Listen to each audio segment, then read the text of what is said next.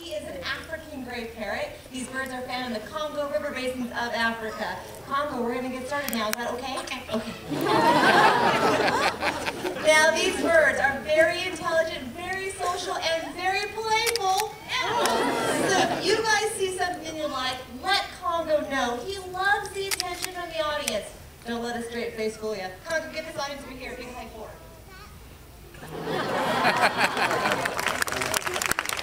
Now, these birds are well known for their ability to talk, but what a lot of people don't realize is they're not actually talking. What they are doing is mimicking the sound they hear around them on a daily basis.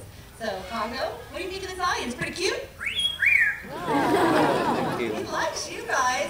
Congo, why don't you give a big kiss? Sweetheart. Now, because of here, hang on, wait, you're so excited. You're excited.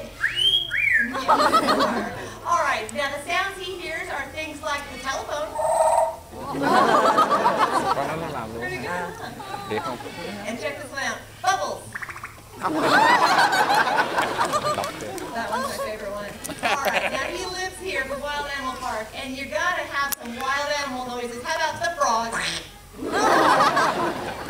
All right, so it's kind of a squish frog, but that's how we relate it. And the world famous ducky.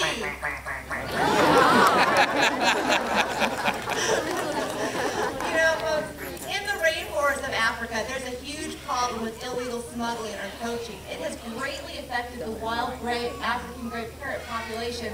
Congo understands the situation. He has very strong feelings about it. Congo, let everyone know what you feel about poachers. Nobody likes a poacher. All right, Congo, why don't you give everyone a big bye-bye. Bye. Thanks a lot.